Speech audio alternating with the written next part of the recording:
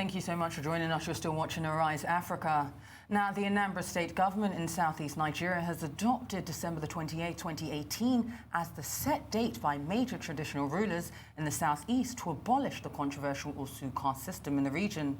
The Osu caste system is a discriminatory culture based on birth, which excludes such persons from associating freely with the freeborn.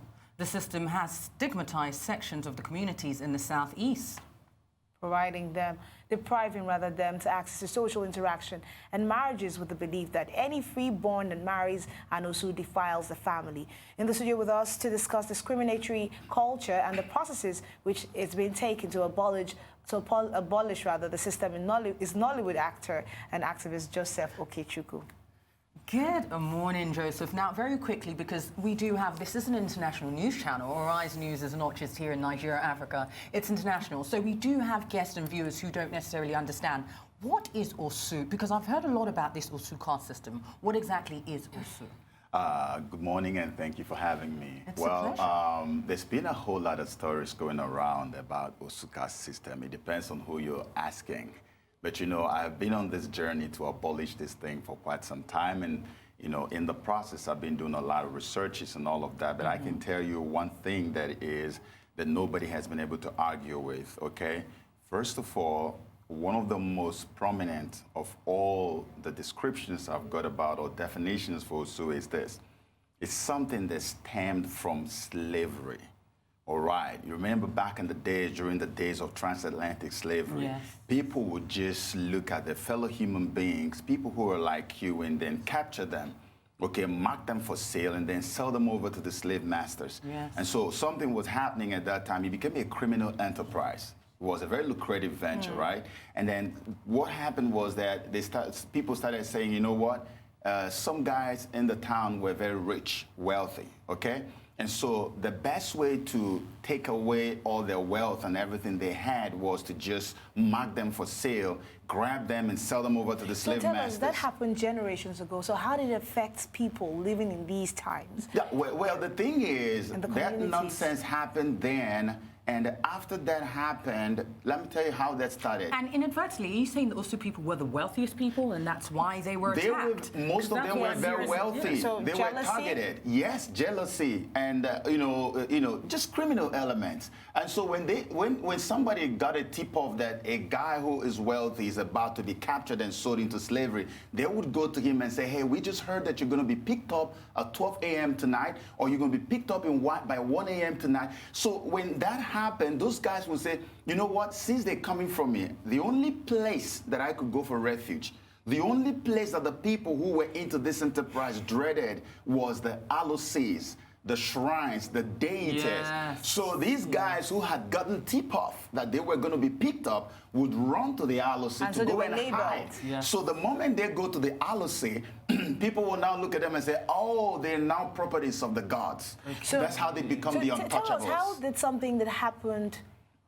decades ago, a very, very long time ago, yes, affect the people in this society now, so much so we're talking about abolition? That is why we are here to fight. The reason is this.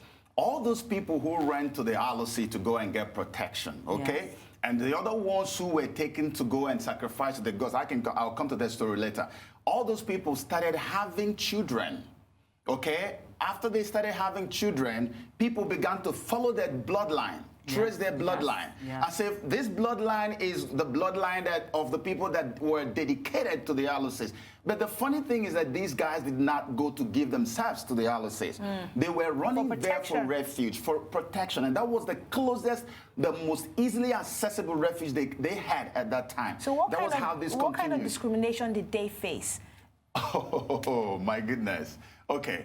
The discrimination, the most prominent of them all is this. They cannot get married with an Amadi person. They can't intermarry with the Amadis. The Amadis are the freeborns. Okay. The freeborns are the people who supposedly were not exactly who's not Osu. Because to be honest, I mean, when I first moved here, I had a friend actually who was from Osu, and she did have a young man in question that she was betrothed to. But apparently, as soon as the family realized where she was from, done everything like I'm being so serious. These are two adults who are in love, ready to start a life, and he was told that she is from Osu and it's not allowed. And it's not going to happen. I literally had to ask. So that brings me to my next question, yes, Joseph. okay. Yeah, of course, there are reports that traditional rulers in Igbo land have decided to finally abolish the Osu caste system. Now, can you tell our viewers, and especially us, what led to this and the highlights of December 28th? Especially, as you say, you've been on this journey for a while. You've been on this journey for a while. We would really like to understand the process and the difficulties. And how likely is it, do you think, that the traditional rulers will abolish this? Well, this is a process that we have started, okay? It's not going to happen overnight. But here's what I want to let you know about what is happening on the December 28th.